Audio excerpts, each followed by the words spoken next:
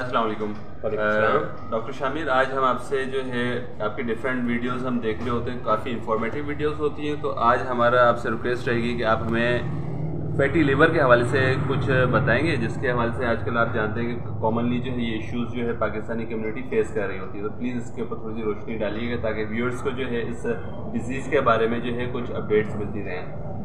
जी बिल्कुल, thank you ज़ियादीन अमीन भाई। चारण साहब, आपने मुझसे आजकल की जो रेलेवेंट टॉपिक है उसके मुतालिक आपने सवाल किया है। मेरे पार्ट पे फ़र्ज़ बनता है कि मैं इसको एक्सप्लेन करूं। बुनियादी तौर पे फैटी लिवर का मतलब होता है कि जिगर के ऊपर चर्बी का आ जाना। ठीक है, इसकी बहुत सारी वजूहात हैं, बट मैं मोटी मोटी इसकी वजूहात आपके साथ शेयर करूंगा, जिसमें सरे फहरिस्त अल्कोहल का ज़्यादा इस्तेमाल करना। वो लोग जो अल्कोहल ज़्यादा प्लेंटी यूज़र्स हैं उनको चांसेस होते हैं कि उनके जिगर के ऊपर चर्बी आ सकती है। दूसरी इसकी कास मोटापा, ओबेसिटी। जो लोग मोटे लोग हैं उनको भी चांस होता है कि जिगर के ऊपर चर्बी आ सकती है। तीसरा होता है लिपिड प्रोफाइल, कोलेस्ट्रॉल जिनका मुस्तकिल बढ़ाव की तरफ गामजन होता है, उनको भी ये चीज़ लाक हो सकती है। चौथा है डायबिटीज़, क्रॉनिक डायबिटीज़ में जिनको ज़्यादा लंबे अरसे से शुगर, अनकंट्रोल्ड शुगर रह रही है, उनको भी चांसेस होते हैं कि उनके जिगर के ऊपर भी चर्बी आ सकती है। अब ये तो इसके हो गए मेजर रीजंस।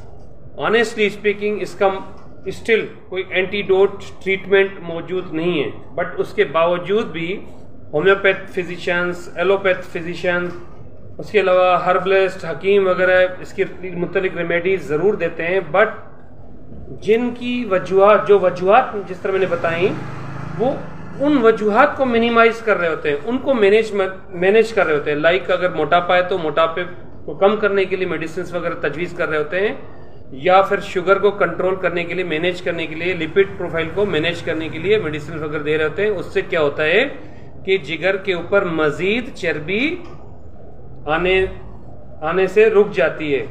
ठीक है, ओबियसली इनिशियली तौर पे अगर जिगर के ऊपर चर्बी आ जाए तो उसकी कोई कॉम्प्लिकेशन खास नहीं होती, बट ये अगर स्टेज 2 में चली जाए तो उससे फिर कॉम्प्लिकेशन बढ़ना शुरू हो जाती हैं। क्योंकि अगर जिगर के ऊपर अगर चर्बी आएगी तो चर्बी से क्या होगा, जिगर के ऊपर फोड़ा बनने के चांसेस बढ़ जाते हैं।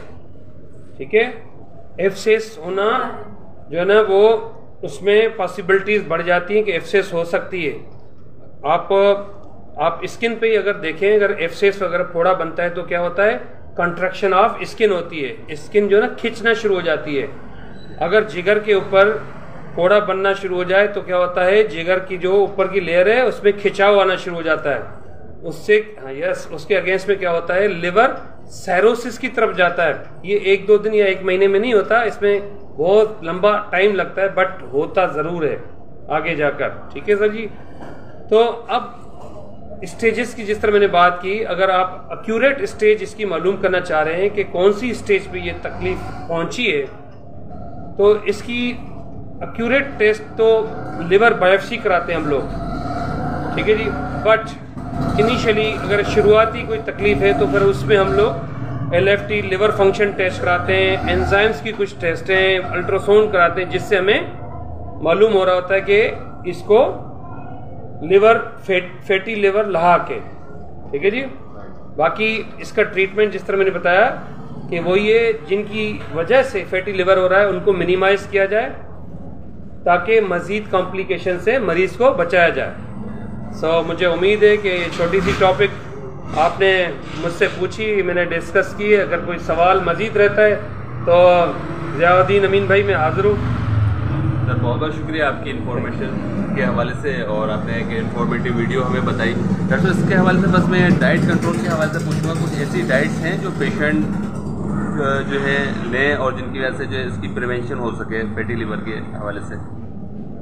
बिल्कुल, डाइट का जिस तरह मैंने बताया कि क्योंकि फैट का मतलब ही चर्बी है, तो वो चीज़ें जो फैटी होती हैं आप उनसे अवॉइड करें, ठीक है।